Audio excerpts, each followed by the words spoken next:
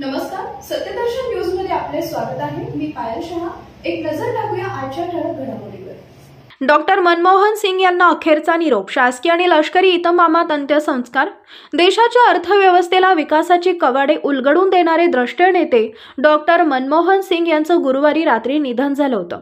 त्यांच्यावर शासकीय आणि लष्करी इतमामात अंत्यसंस्कार करण्यात आले। त्यांच्या पार्थिवाला तिन्ही दलातर्फे सलामी देण्यात आली।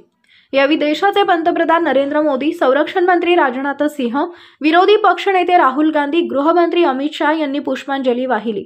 मनमोहन सिंग ते 2004 ते 2014 पर्यंत सलग 10 वर्ष पंतप्रधान राहिले होते। त्याआधी विदेश व्यापार विभागात आर्थिक सल्लागार, नंतर अर्थ मंत्रालयाचे मुख्य आर्थिक सल्लागार, अर्थ मंत्रालयाचे सचिव म्हणून देखील त्यांनी काम केलं होतं। साल 1976 ते 1980 पर्यंत भारतीय रिझर्व्ह बँकेचे संचालक आणि त्यानंतर 1982 ते 1985 पर्यंत रिझर्व्ह बँकेचे गव्हर्नर म्हणून डॉक्टर मनमोहन सिंग यांनी काम केलं। तत्कालीन अखंड हिंदुस्थानातील पंजाब राज्यात 26 सप्टेंबर 1932 रोजी जन्मलेल्या मनमोहन सिंह यांनी साल 1948 मध्ये मॅट्रिक पास केलं। पंजाब विद्यापीठातून शिक्षण घेतलं। त्यांनी 1957 मध्ये ब्रिटनच्या क्रॅबिज विद्यापीठातून इकॉनॉमिक्सची पदवी पहिल्या श्रेणीत मिळवली। त्यानंतर 1962 मध्ये ऑक्सफर्ड युनिव्हर्सिटीतून डी.फिल केलं।